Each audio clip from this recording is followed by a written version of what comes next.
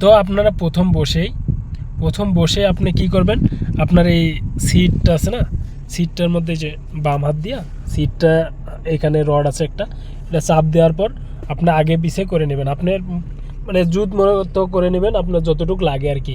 ওকে, যতটুকু লাগে আপনি করে নেবেন। তো তারপরে আপনার এসি যদি ছাড়ার দরকার হয়, এটা যদি অফ থাকে তো এই যে একটু সামনে ইয়ে করবেন। আর অনেকে এই যখন গাড়ি রাতের বেলায় আপনি কম জানেন, ঠিক আছে, রাতের বেলায় গাড়ি চলায়, তখন বলে নূর মতলব আলো দাও।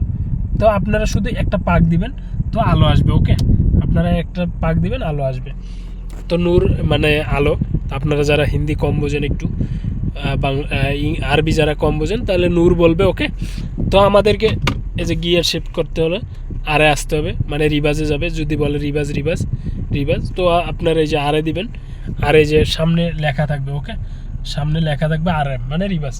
তো আপনার নিউট্রাল, এই যে নিউ এন লেখা, ঠিক আছে, এন লেখা আছে। তো আপনার এই যে ডি মতলব ড্রাইভ, এই যে এখানেও ভাসবে ডি মতলব ড্রাইভ। তো আপনি এই জিনিসটা ফলো করলে তাহলে আর বেশি কষ্ট হবে না আপনাদেরকে গাড়ি চালানো।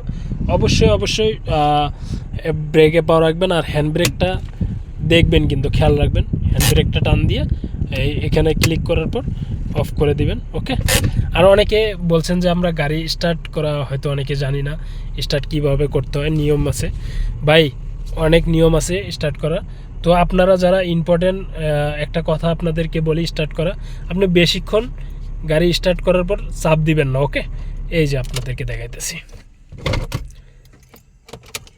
এই যে আমরা চাবিটা দিলাম, চাবিটা দেওয়ার পর একটা পাক দিব, পুরো লাইট আছে, এসি এসে সব কিছু আছে।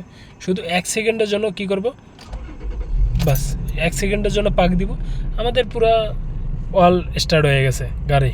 তো এই হলো নিয়ম।